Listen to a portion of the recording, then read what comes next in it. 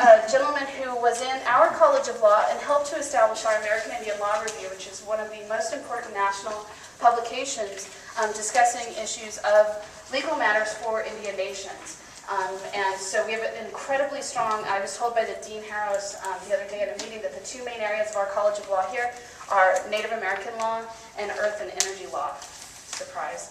So to have this art installed here at the College of Law is really, really critical as a representation of what this law school is about. And both the dean and several of the faculty mentioned to us in passing that having the art installed just created like this really humanitarian extension to the people, the students, the faculty, and the people who come into the facility about what this school is about. And I think that that's really wonderful, and I'm just very glad that Jim gave us enough art we could share it. And don't forget the students. Well, we didn't talk to any students yesterday. I know, they rock. I know, and the students love the art. Yes, we've been told by all the deans and the instructors the students love the art. It's true. So what we're going to do is, this is a functioning school. It's Friday, so we're going to take advantage of the library facility first. Like I said, we're going to go in the entrance right here. We're going to go up the stairs. We're going to follow in a clockwise manner, I think is suited to what we're doing. Go through the second story. We'll come back down. There's a stairwell. We'll come back down, walk through the great room, and then we're going to come out to the faculty areas. If at any point anybody joins us, that's great. And if anybody of you need to leave and do anything else, go to the restroom or whatever, or go for the day, please just feel free to just come and go, and we're happy to have you here. Yes, sir. The bus to the next event leaves from the front of this building or the... I believe that they're going to pick everybody up here at the top of the same place they dropped you off. We've all...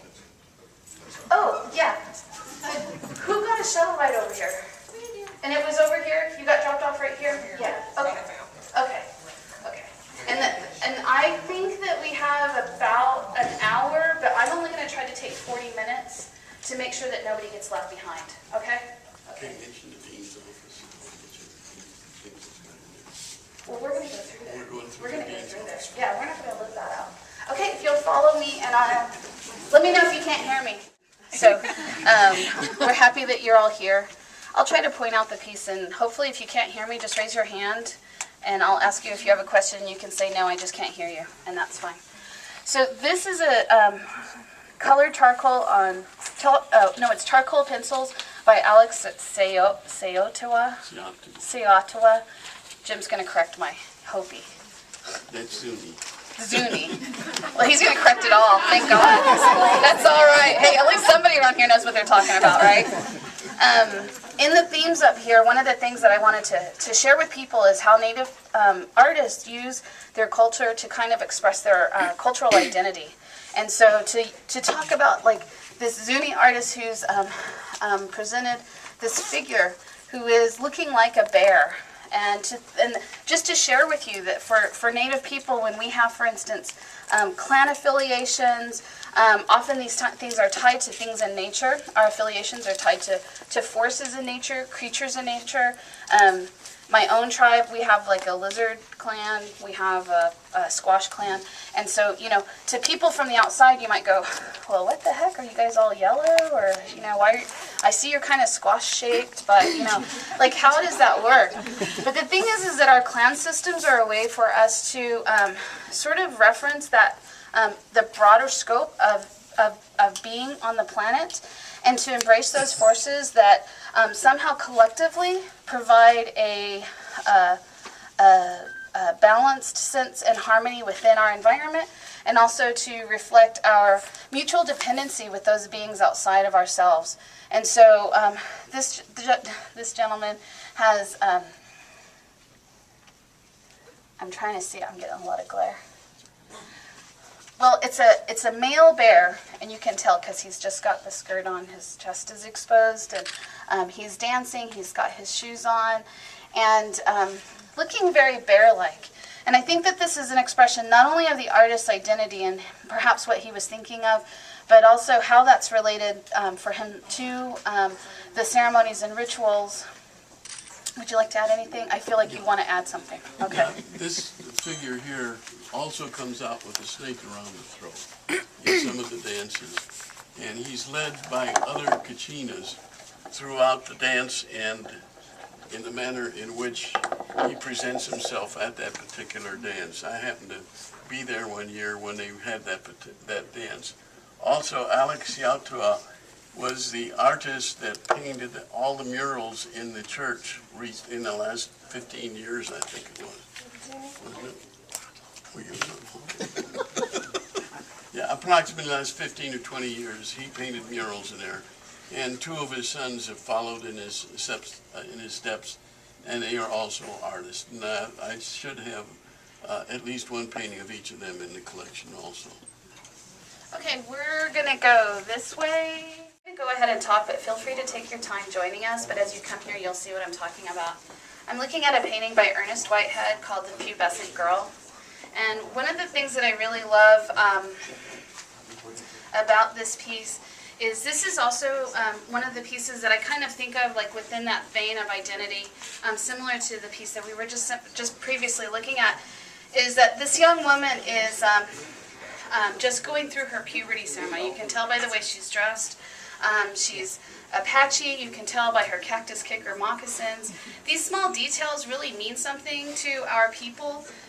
These small details, like how your moccasins look, those of us who've had maybe a little bit of exposure, we can kind of go, oh, those are that Kiowa moccasins, or those are Delaware moccasins.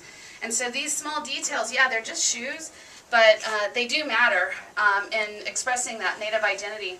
And one of the things that I like about what Ernest Whitehead did here is that in the back of her, he put a mandala that kind of some of you can remember too from church. Maybe you went to church one time or another. And often, I'm not being funny, actually. I only go to church once in a while. But I was really sort of expressing that personally. But they use mandalas to kind of represent a little bit of a holiness. Is that right? And kind of to identify, huh? Halo? Like a halo. But it's also a mandala too, in the shape of it, and using it as a healing reference as well. And here he's marked the stars and stripes of the American flag.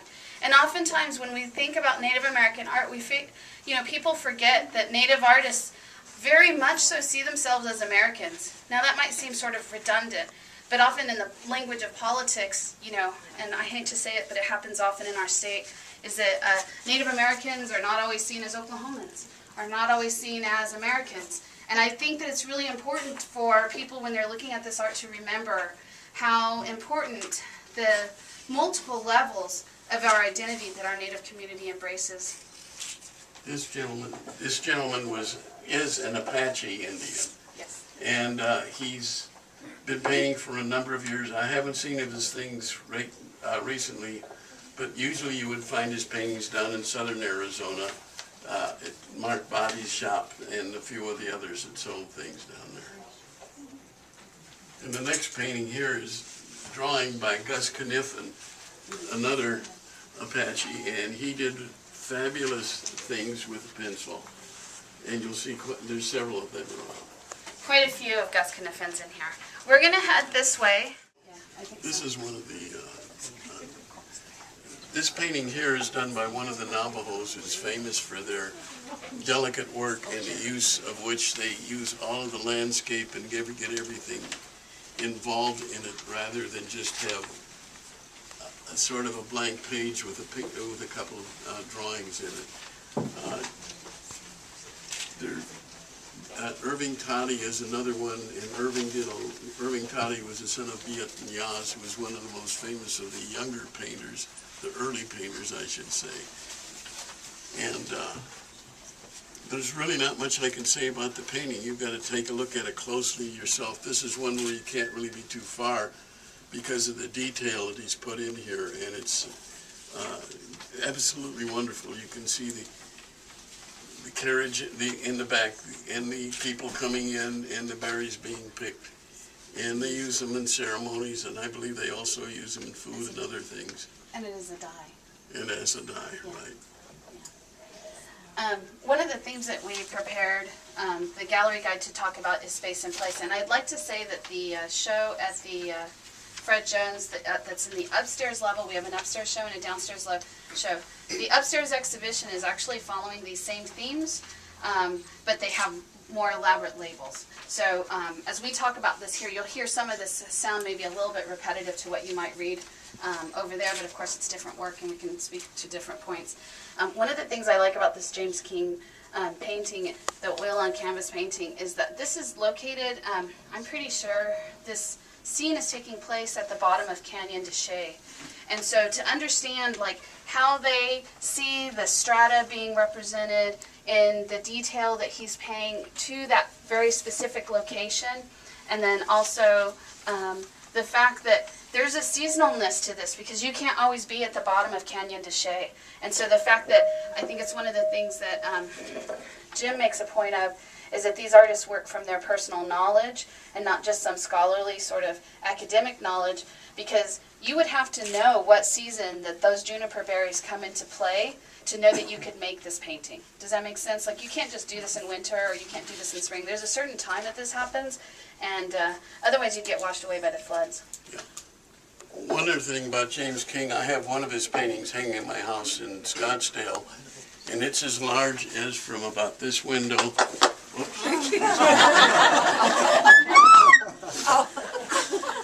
Over to here, and it's a scene of sheep shearing. It shows, it's just absolutely magnificent. It shows all of the things that go on during the period of time when they're shearing the sheep to get the wool for the blankets and the carpets and the rugs that they make, both commercially and both for their own use. And again, it's one that they let me keep, and it's absolutely exquisite. It'll be here eventually. I hope you see it when it gets here. Did you hear that? They let me keep it. This painting is a bunch of the Kachinas at Zuni. The Kachinas at Zuni are much more elaborate than the Kachinas at Hopi. Actually, all or most of all the pueblos in New Mexico also have Kachinas, but they are not public. They don't dance in the public. They're not seen in the public. You don't see, or you rarely see a doll that comes from there, and you rarely see a painting that depicts the actual Kachinas that they use, that they're there. And basically that's because they are Pueblo Indians, and they do have their kivas, and they do have their meetings down below and everything else. And it's just a private thing for them that they really follow through on. This one shows you can see the music and the majesty of this with the clouds, the fog on the bottom here and the clouds coming in on them, and the manner in which they are not only dressed, but in the manner in which they follow each other. And you'll see horns here from a deer, and there's others that have parrots on their head, and all kinds of things that the Hopis don't have, though the Hopis have some wonderful, wonderful Kachinas also. But they've also taken a lot of Kachinas like the Shalico from the Zuni and have them at the Hopi, but they're different. They're close, but they're different, and you can very easily tell the difference between them. And this is one that we've sort of considered as part of an example of how important ceremony and ritual are to our Native communities. For most of our communities, our ceremonies and rituals are a matter of embracing the idea of balance, and how do we heal someone and bring them back to health? How do we help to pray for our whole community to have good, bountiful crops or prosperity, so that it benefits all of us and not just any one single person. And so this is the idea of the theme of ceremony and ritual, is how do these, what role do these perform in this particular community? And the Kachinas are part of the relationship. They express, like I said, those natural forces. And so the Kachina practice, the people who practice the Kachina cult, I'm not sure it's a cult, but that's the word. It's a clan. Yeah, that's the word, okay. That they represent, that there's a relationship that they provide social guidance to these communities so that they can know what is the proper way of being, Zuni. And you might go, well, how is that different from being anywhere else? Zuni and Hopi, like for instance Hopi, they live on 10 inches of rain a year for a whole community. I mean, here in Oklahoma, God forbid we'd all starve to death. So, you know, it's this traditions and practices have kept them alive in their specific geographic place through the practice of these rituals, and the Kachinas provide the sort of guidance from the deities in order for them to know how to do that. How do they come to be teaching? Are they selected or? Within the community, I don't know. They're matrimonial societies, Okay. and they usually, the men usually become members of that particular society because of their mother. Yes, thank you. And some of them belong to several different societies, more than one. One thing I think we should point out here, which hasn't come up before, all of the paintings you see in here are archivally produced. They all have acid-free mats. When I got them, if some of the older ones had spotting in it because of the acid coming from the mats that they had on them, they took an acid bath to clear that up as well as it could be. The glass on all of the ones that are glassed is archival also. They call it museum glass. And what it does, it cuts down the amount of ultraviolet rays that can damage the painting. So by doing this and knowing that this university did not have a conservator on the payroll, that instead of their having to pay tens of thousands of dollars to get one or to find a donor to endow a position for a conservator, I made sure that everything was done properly. So if you came back in 50 years and took a look at these things, they would look just like they do today instead of faded or brown or whatever. And I think it was a good investment for me because I wanted these to be here and to be enjoyed for more than 50 years, for another 500 if necessary. Note to self, those of you who might be collectors. So we're going to stop here and just look at this James Wayne Yazzie painting. It's called Yebiche Dance. This is one of those places where we see Native people not only practicing their traditional cultures, but also where we see them dealing with the circumstances of the contemporary world. And I love this one because it's got a mix. Actually, this one, and it reminds me a lot of that Ernest Whitehead that we pulled from the President's office. Don't you agree? Yeah. That's Okie, this is Right. New Mexico. But it's the idea that the communities, as they practice as our communities practice our traditional practices, rituals, this is a Yebiche dance that's taking place here. Just so you know, Navajo hogans always face east, like many architectural structures in Native communities face east to recognize the rising sun and the order of the world. And you see people here who have their hair tied in a traditional manner, wearing, you know, blankets and such, and looking very Navajo with their moccasins, traditional moccasins and stuff. But then you see this young lady, and she's got like a little suit coat, right? And she's got the little ballet shoes. And I think that this is one of the things people often look at our Native art, and they recognize that historicity. Historicity? No. Say it with confidence. Anyway, see, this is what happens when you go to school. You get these vocabulary words you really don't know how to pronounce because you just write them. So the historical nature of our communities, but people forget the contemporary experiences, and that these historical dances, yes, they also happen today. And these are living, dynamic cultures that are evolving and responding to the experiences of our day. And I know you want to ask something. This gentleman is one of my favorite artists in the Navajos, and of course I got a lot of them in there because a lot of them did. But unfortunately, he met his demise by being hit by a train. Who is this? James Wayne Yazzie? Yeah. And anyway, so, you know, so here's this poor guy, and he's looking all Navajo-like and everything, but he does have like a little bottle of liquor in his back pocket, and I think it's just a commentary on the realities of being Navajo. Really, that could have been any tribe, so that's not a slight against Navajo people. Okay, we're going to move that way. This Navajo artist here, Jack Black, is not known many places. He would go to a few shows and sell paintings, and he was probably one of the most reasonably priced of all of them. The scene here is Shiprock during the winter, as you can see. And it's been drawn by most of the major Navajo artists at one time or the other. It's near New Mexico. But another artist that we want you to see, I think we will on the way in, is A.C. Bagay, Arthur C. Bagay, who was very prolific and did absolutely marvelous things. And again, it was very reasonable in prices, but hardly anybody ever knew anything about him. And he's one of both of our favorites of the Navajo artists because of the techniques that he used, and the palette was just beautiful, and he was able to demonstrate Shiprock as good as anybody in the world. And not that this one isn't good, because it is. It's a very nice painting.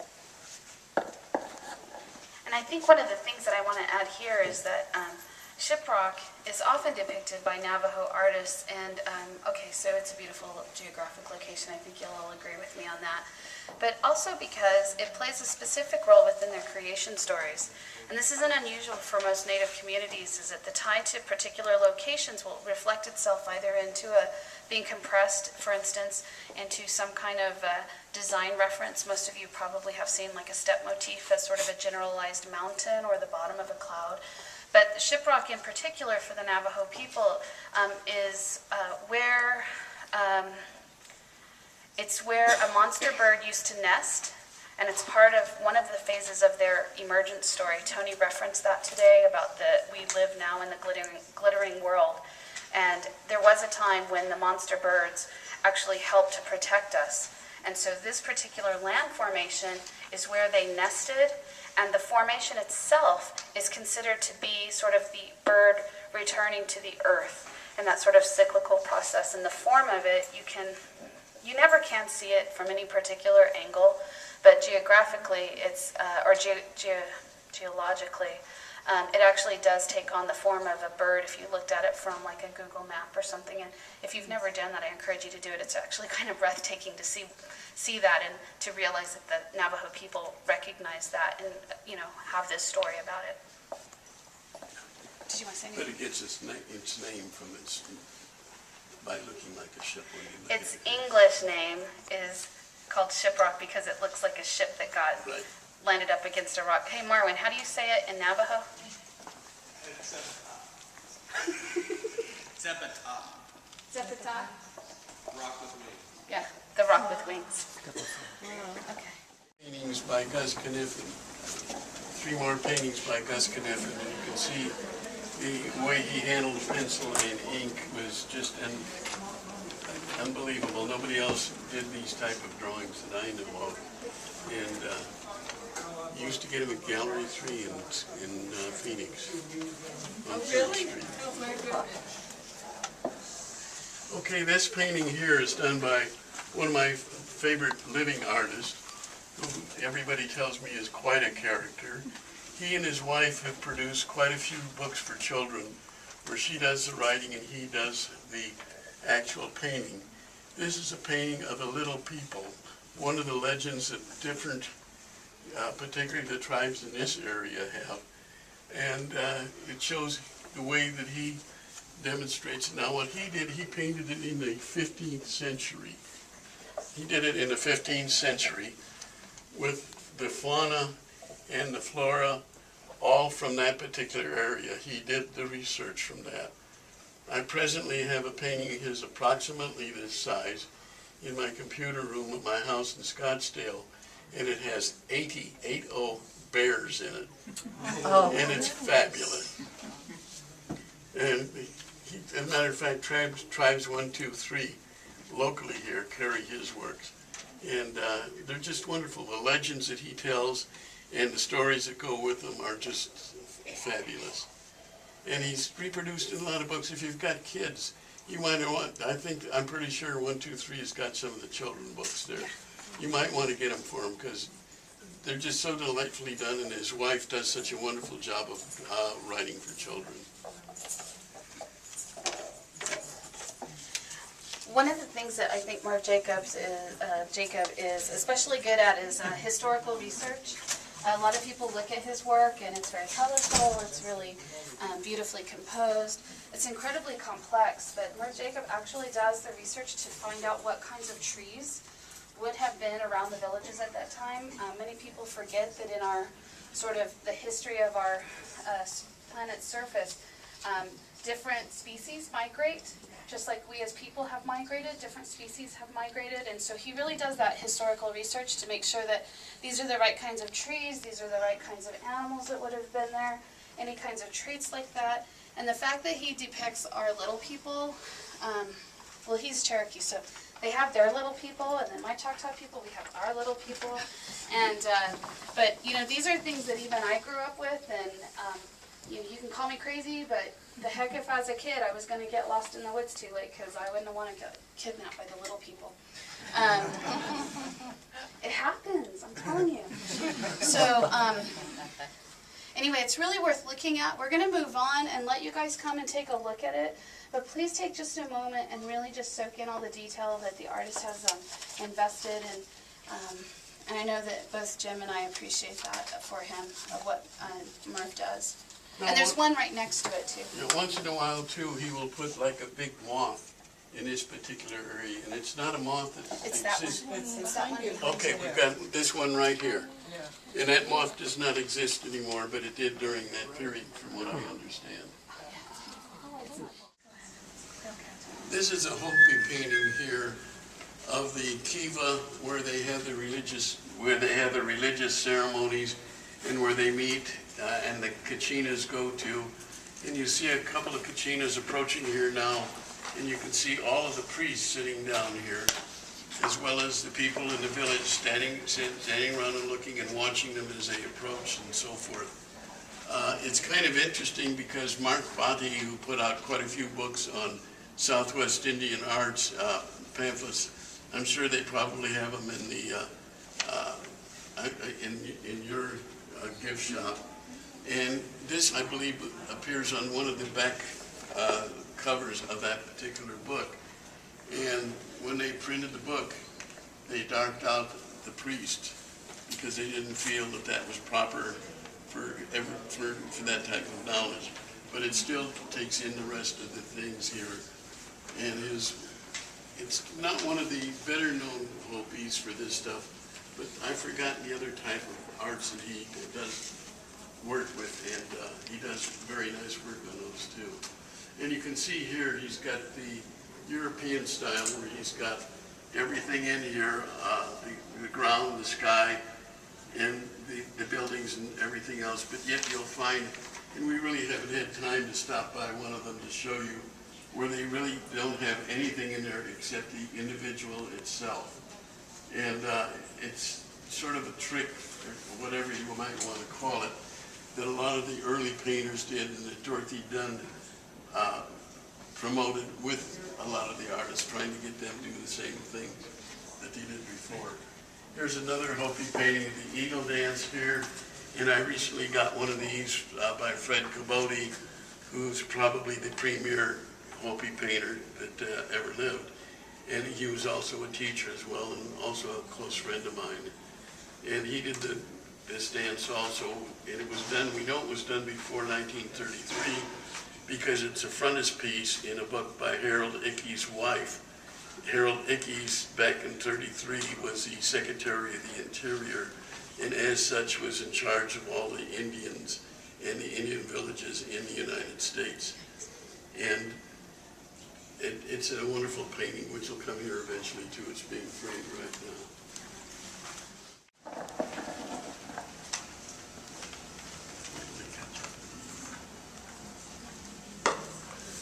We're standing in front of two Navajo paintings here right now.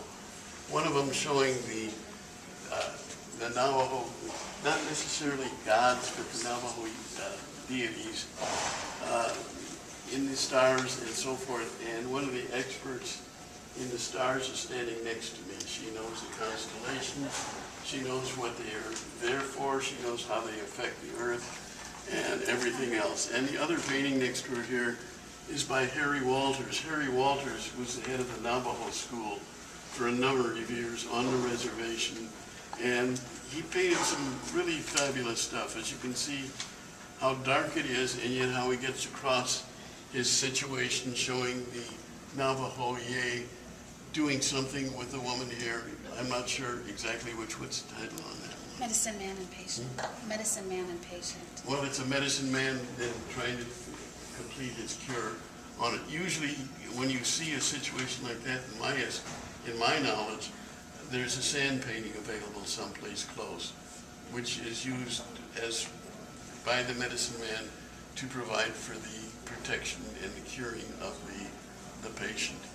But this is really wonderful. You got to take a close look at it and see, as I say, how esoteric it is with all of these figures in the shade and everything and coming out. This is the disclaimer that I don't think the word expert ever applies to anybody, and I'm just going to apply that just sort of broadly, but certainly not to myself. But Jim's been impressed. I've been telling him about some of the research I've been doing into indigenous astronomy, and he asked me just to talk briefly about these two figures in this painting by Clifford Barsla.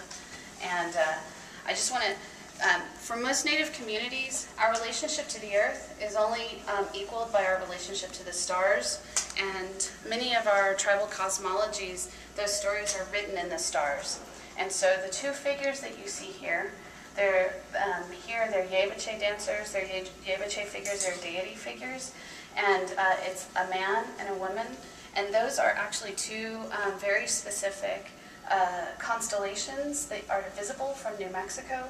And I have to say, in my research, what I have found is, don't just think that, because you're in the northern hemisphere, you can see the same constellations. I have been looking for this particular figure, the female figure, for about 9 months, and really frustrated because I knew where it should be, but I couldn't see it. And then I went to a ceremony in New Mexico, and in the midnight break, I went out and I looked up, and oh, dang, there she is, right there. And brightest constellation in the sky. But you have to be in that place, and so that anchored relationship that we have to the earth, like I said, is as much for the earth in itself and our creation stories as it is to the sky and the stars. The female figure, for those of you who have some familiarity with constellations, for the Navajo, it's the first woman, but in Greek mythology, it's Cassiopeia. And I don't think that there is an exact Greek equivalent for the male figure, because those stars don't line up in the same manner in New Mexico and Arizona as they do in Europe. And I'm not sure why, but it's just a reality. So I don't know what the male figure's constellation might be similar to, but I can tell you the female figure lines up to be Cassiopeia. Okay, we're going to do a quick move down this hall, and then we're going to head downstairs.